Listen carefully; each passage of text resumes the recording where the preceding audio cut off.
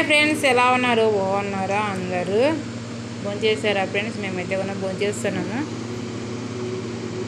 వంకాయ ఎండు చేప కర్రీ అండి. ఫస్ట్ టైం కదా మాకు చేశాను అనమాట. మా అబ్బాయిలు అయితే ఇద్దరు తినలేదు, ఓన్లీ వంకాయ ఒకటి తిన్నారు. టేస్ట్ అయితే చాలా బాగుందన్నమాట.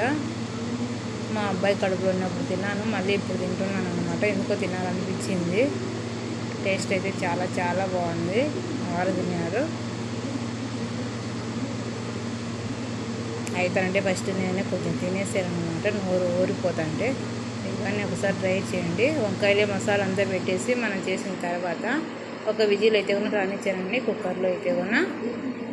తర్వాత ఎండు చేపలు అనేది బాగా కట్ చేసి బాగా ఫ్రై చేసి నీళ్ళలో ఒక 2 నిమిషాలు నానబెట్టేసాను అనమాట, ఇసుకంతా పోయేంత వరకు.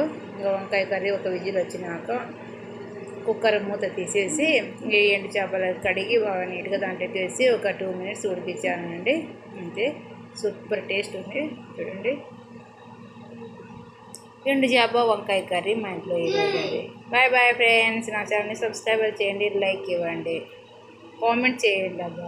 కామెంట్ చేయండి. Okay, bye bye.